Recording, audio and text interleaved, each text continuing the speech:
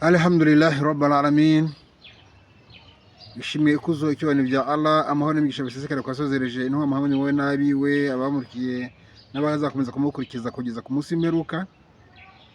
Mumbabarire nari maze gushyiraho ikiganiro hanyuma kiba nticyasohora amajwi.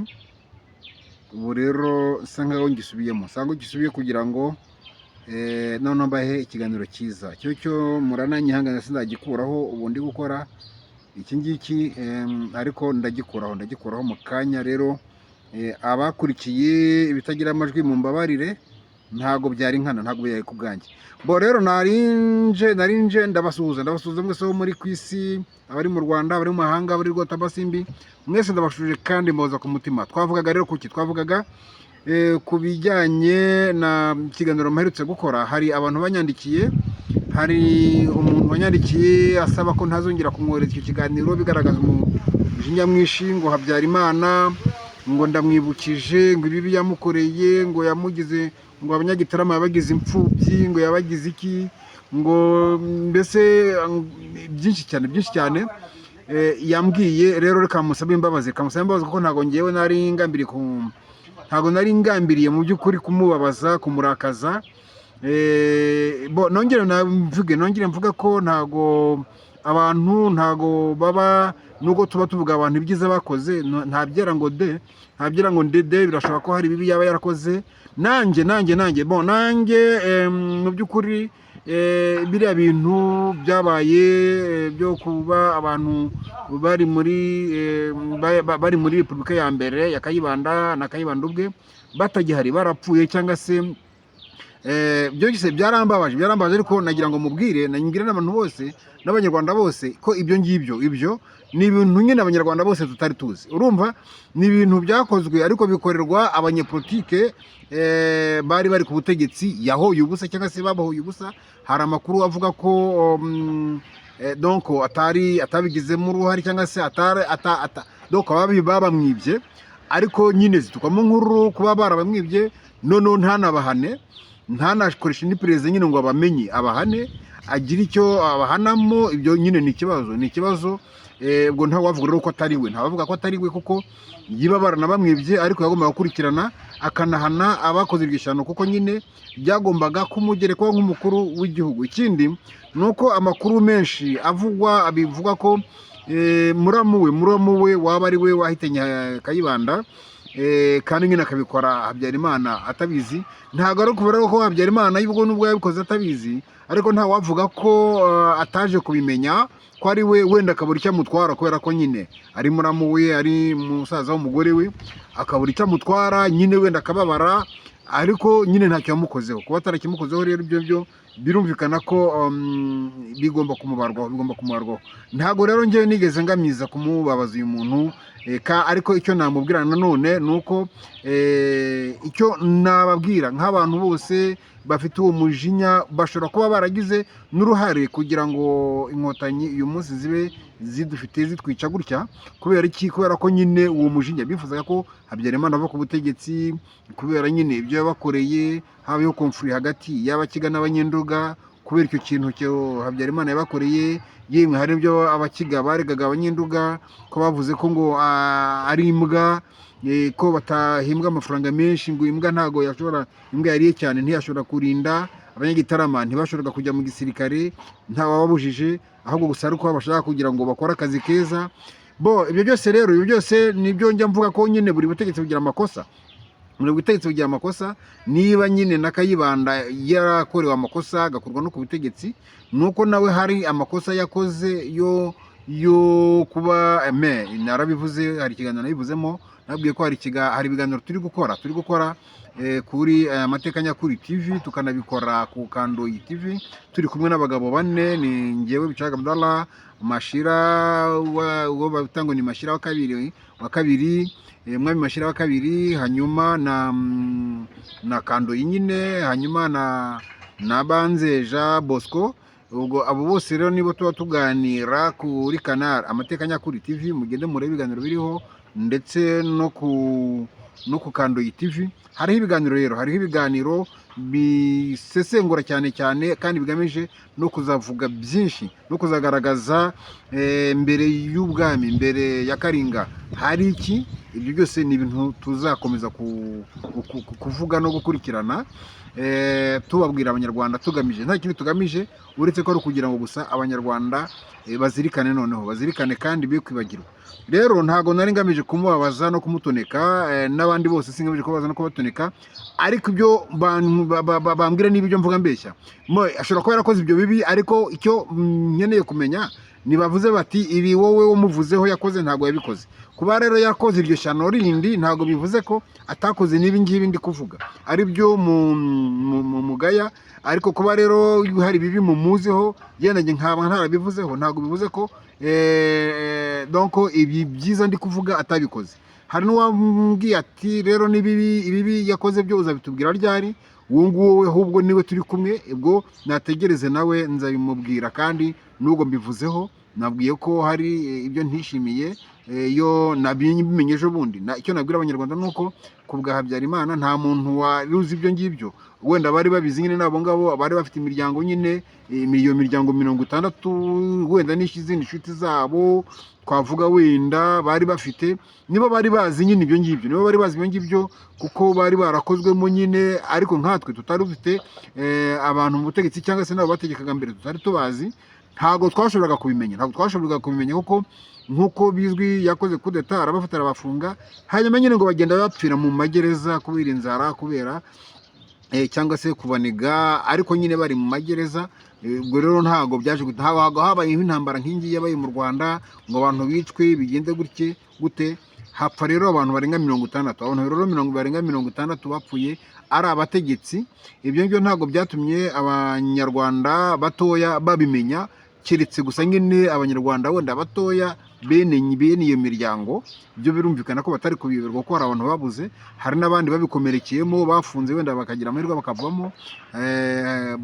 Ibyo byose ni uretse ko ari mbarwa, hari n'abavukiyemo. Hari umukobwa n'ubije wavukiye muri gereza, nyina aza gupfiramo kandi yari inkumi, nawe yararenganye. Ibyo byose rero ntago twabirenze ingoyi, ariko ntago bivuze ko ibi byiza navuze atari byo. Ngiye kongeraho ibindi, noneho uzagira akabaza ibibi Habyarimana yakoze nawe azabivuge, cyangwa se azabimbwire nabyo mbivuge. Ariko ibi byiza yakoze ntago bivuze ko atabikoze, ahubwo azavuge bati wabeshye ntiyabikoze, ariko niba yarabikoze akaba yarakoze n'ibyo bibi ntago bikuraho ko ibi byiza nabyo yabikoze. Rero hari abantu batanze amakomanteri nabo banyunganira. Hari uwavuze ati hari n'uruganda hari n'uruganda rw'ibiringiti mu Gasyata. Icyo gihe nacyo ni igikorwa yakoze cyiza mu byo ntavuze icyo gihe, aranyibukije ko hari n'uruganda rw'ibiringiti mu Gasyata. Hanyuma kandi anakavuga ko hanaterwaga ibiti biribwa ku mihanda, abantu bakagenda barya ibiti biribwa za voka, donc abantu bakagenda barya. Ngira ngo abantu nk'i Kanombe barabizi, ku kibuga cy'indege i Kanombe, uriya muhanda nyine wageraga kwa Habyarimana waragendaga kugera ku kigo ugenda wirira amavoka gusa, ahari n'ahandi byari bihari. Urumva uyu nguyu nawe arabizi ko ibyo biti byaterwaga ku mihanda biribwa, n'ibiti intusi zose mu Rwanda batema n'uyu munsi ziracyatemwa, zatewe ku Habyarimana zikozwe nawe muganda navugaga.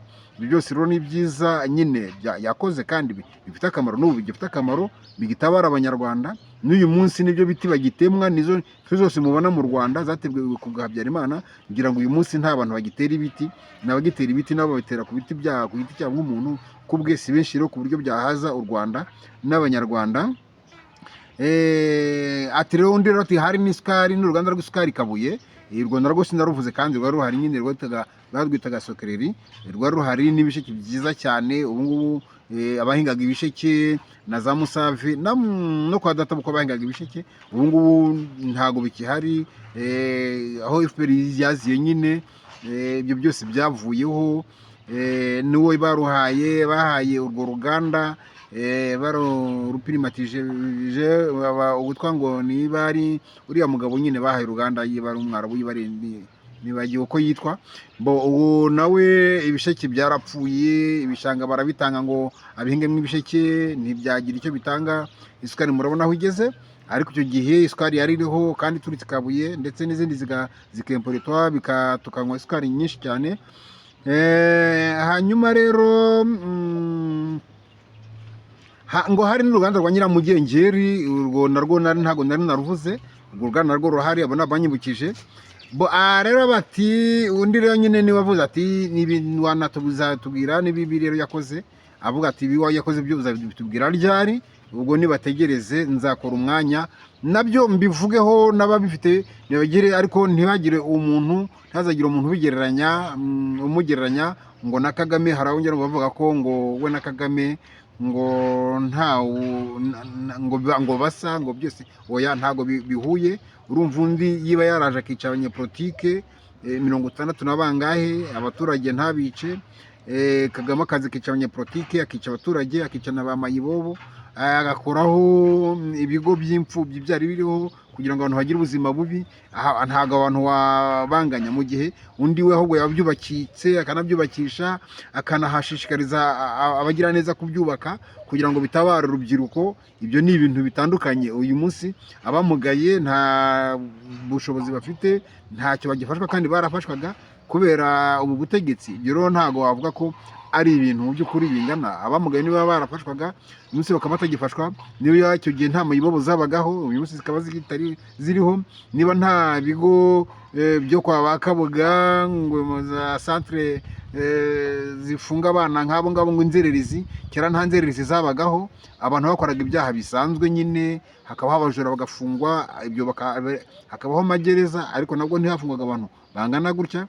Ntago rero ibyo bintu bingana. Reka rero dukomeze kubyiza bindi nashatse kuvuga. Ibindi byiza nashatse kuvuga nuko nanone Habyarimana yubakiye Rosalia Gicanda. Rosalia Gicanda yari umwamikazi yari umugore w'umwami Mutara Rudahigwa donc Rutare Rudahigwa yari umwami w'Umutara, yari umugore w'umwami Mutara Rudahigwa. Rero Rosalia Gicanda Rudahigwa amaze gupfa, ubutegetsi bwa Habyarimana bwaramwubakiye bumwubakira inzu ndetse mu muhanda n'imodoka ya Stout azagendamo izajya imuzanira utuntu. Iyo modoka bakajya bamuha na essence buri mezi 3 bakamuha 200,000, ni ukuvuga amafaranga hafi 70,000 mu kwezi, hafi 70,000 mu kwezi. Ubwo ni nka 68 aho ngaho, 68,800 aho ngaho cyangwa 69 aho ngaho. Amafaranga bakayamuha buri kwezi, banyibitaga rero ngo ni ratio martiale. Ibyo rero ntawavuga ko atari byiza yakoze, ni byiza yakoze kuko byonyine guha icyubahiro umugore w'umwami, akavuga ati yari umugore w'umwami agomba guhabwa icyubahiro cye, ntakwiye kwandagara, akwiye kubaho neza, akwiye kuryama heza, akwiye kuba mu nzu nziza. Ibyo ni igikorwa cyiza yakoze, ntago wavuga ko atakoze igikorwa cyiza aho ngaho. Ikindi nuko na Kayibanda bamushinja ko yaba yarishe, yubatse ikibuga cy'indege acyagura nk'uko nabibabwiye, yaracyaguye ariko acyaguye arangije akitirira Gerigori Kayibanda, avuga ati iyi ni aeroport Gerigori Kayibanda. Kubera iki? Kubera ko cyari cyabatswe ku bwa Kayibanda. Hari rero n'uwari wampaye comment nanone, ubwo ntabwo mbanza nazivuze zose. Hari wari wambajije muri comment ati se urifuza ko Habyarimana yazitirwa Stade Amahoro? Ibyo nyine niko byari bikwiye, kuko yiba ari wayubatse yakagombye kuyitirirwa bikavaho ko iriya Stade Amahoro. None se kuba yarafashe Stade Amahoro, barafashe FPR yarafashe Stade Regional y'Inyamirambo yubatswe ku bwa Kayibanda, noneho bakayitirira Pere yarayubatse. Ibyo ngibyo nyine ni ubujura, ni urukozasoni, ni ibintu bitari byo. Bayitiriye Pere kandi Pere nta gikorwa yikozeho, bagombaga rero kuyitirira uwayubatse, bagomba kuyitirira uwabigizemo uruhare kugira ngo iboneke. Nibwo muri urwo rwego kugira ngo bigaragare ko abantu banubashye bandi batafite batayashyira ahandi hasi cyane, bamenye ko n'abari abategetsi ku repubulika ya mbere n'iya kabiri n'abari abategetsi babahe ibyubahiro byabo.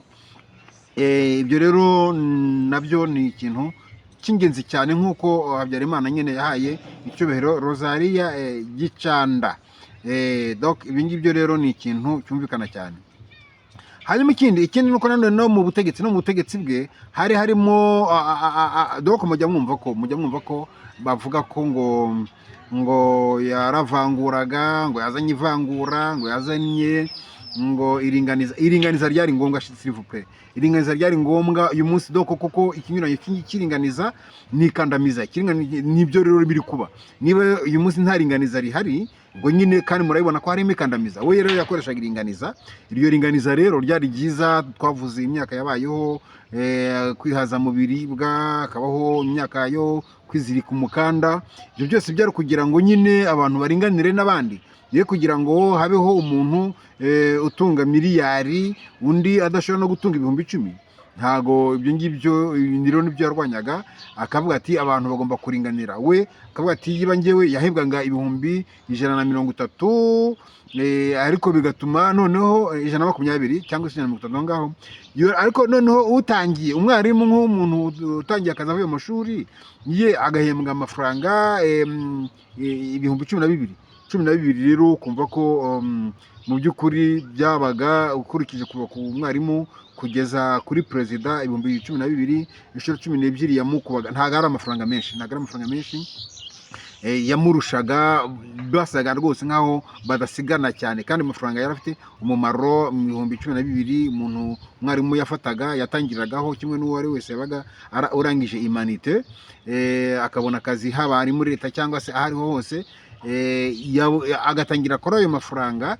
Yashoboraga kuba yagura amabati, ashobora kuba yagura inka yaguraga ibihumbi nka 6-7. Ubwo rero uhembwa umushahara wagura inka, ugahembwa umushahara wagura ikibanza, ugahembwa umushahara wagura mu kwezi kumwe, doko n'amafaranga atari makeya, yari menshi cyane. Rero bavuga ko ngo yaba donc iyo ringaniza baripinga, bavuga ko iryo ringaniza nyine ngo ritari ryiza, nge mbona ryari ryiza. Noneho ibyo byatumaga nyine n'abantu barigaga iyo hari abantu bigeze mu nyamakuru bigeze kumubaza ibijyanye n'iringanira mu gihe cy'inkotanyi nyine zarateye, bavuga ko inkotanyi zitwaza icyo cyo Kongo ya maringaniza iki ziyarwanya, ariko noneho bati iyo hatabayeho iringaniza habaho ikandamiza. Icyo ni ikintu cyumvikana. Abantu kuringanira rero sinumva ko harimo igitutsi, sinumva ko harimo ibintu bibi cyane.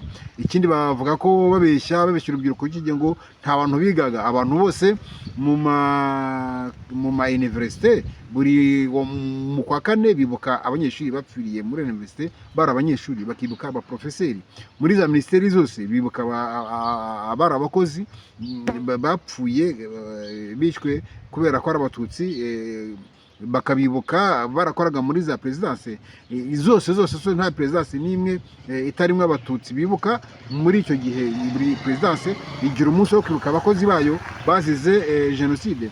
Ubwo rero ntago ibyo binyoma birimo no kwivuguruza, kuko iyo mvuga ngo abantu ntago babonaga akazi, ntago bigaga, kandi mukigaragaza ko mwibuka abantu bigaga, mukigaragaza ko mwandika abantu, mwibuka abantu bigishaga, mukagaragaza ko mwibuka abantu bakoraga mu bigo bya leta, ibyo ngibyo kandi muvuga ko barondaga ko amoko ntawabonaga akazi. Ibyo ni kwivuguruza nyine. Ngira ngo ibyo byose ni ibintu abantu bazagomba kujya bamenya. Rero harimo abategetsi ndetse abaminisitiri b'abatutsi ngiye kubabwira wenda bagera kuri 3, kuko byumvikana 3 bavuye mu kigereranyo cya 14%, ntago ari bakeya abo 3 bavuye muri 14%. Ntabwo wavuga ko abo bantu ari bakeya mu by'ukuri. Rero hari uwitwa Ambroise,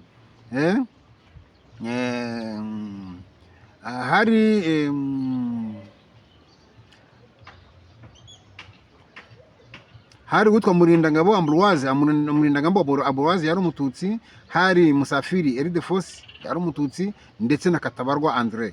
Abo bari abatutsi kandi bakoraga muri bari bafite za ministeri mu Rwanda, bari aba ministry.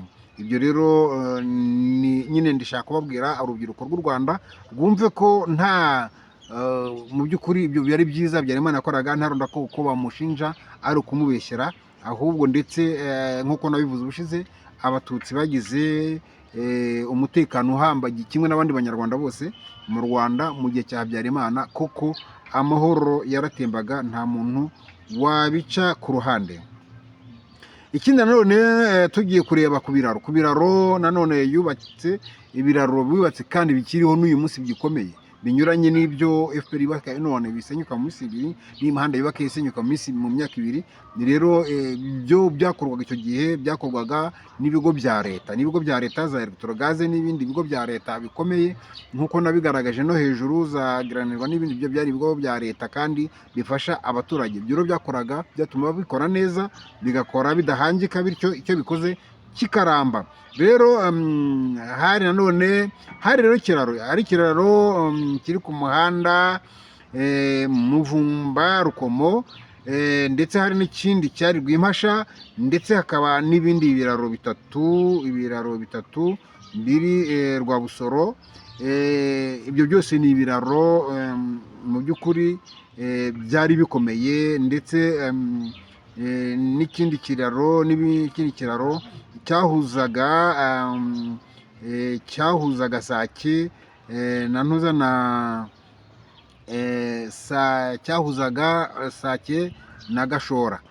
Donc ibyo byose ni ibikorwa rero Habyarimana yakoraga, kandi tutarenza ingohi mu by'ukuri ku byo byiza yakoze, byiza akoreye u Rwanda.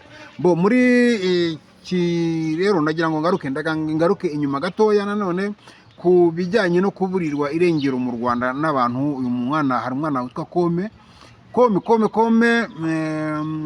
yari afite kanari, yakundaga gukora ku Mwenegihugu TV, yari atwaramuvuze mu bantu 6-5 se bamaze kuburirwa irengero muri kino gihe gitoya. Donc murabona inzu, donc iyo nzu mwabonye ku mashusho, niyo donc urwo n'urusengero bamukuyemo, nkuko muzi rero baba baraje nyine bakavuga bakamukuramo, ku buryo nabo n'abari aho ngaho batasobanukirwa, bakabwira ko kuri nyine by'amayiri yabo ngo tukubwire. Ubwo rero bamukuye aho ngaho nyine ngo tukubwire, aragenda bamushyira mu modoka nyine za zindi z'amafilme, aragenda n'ubu ntabwo aragaruka. Okay, nkaba rero narangiza hambasuhuza kandi mbashimira umusanzu mutanga, subscribe, share na comment muduha, mukomereza aho ngaho, mukomeze mudutere inkunga, turi kumwe. Imana rero ibishimire. Assalamu alaikum wa rahmatullahi wa barakatuh.